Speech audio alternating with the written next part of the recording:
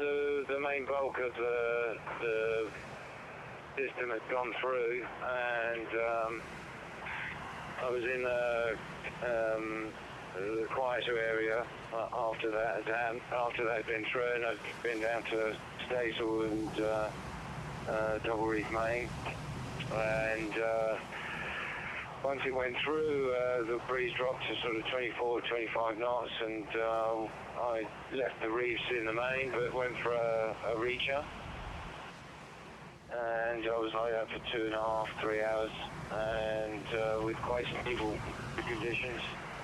And then all of a sudden I had a 50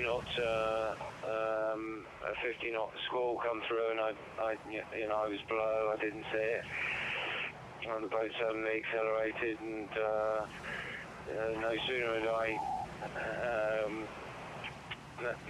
I got my jacket on and sort of half out on deck, and there was a big bang, and I just sort of went back down below because there was a lot of stuff flying around.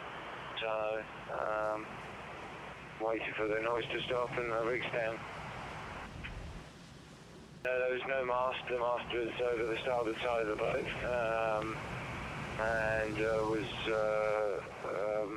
broken as there's a couple of breaks in the rig,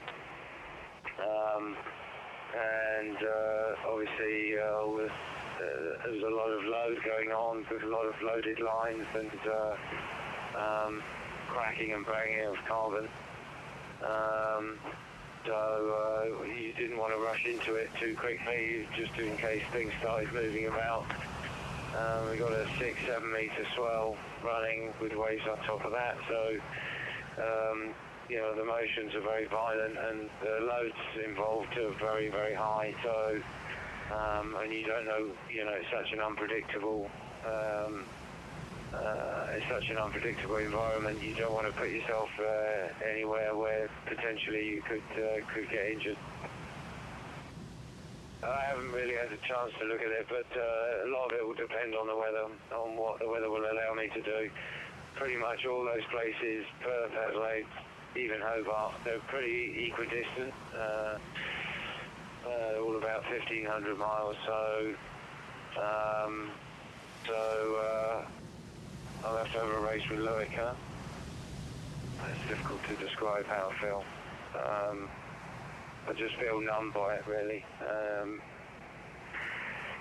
Other than that, things on board were pretty good, and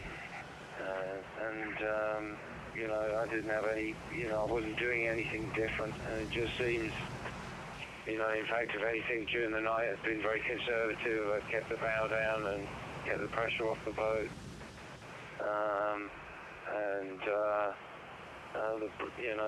I really don't understand how I can be fated with such bad luck.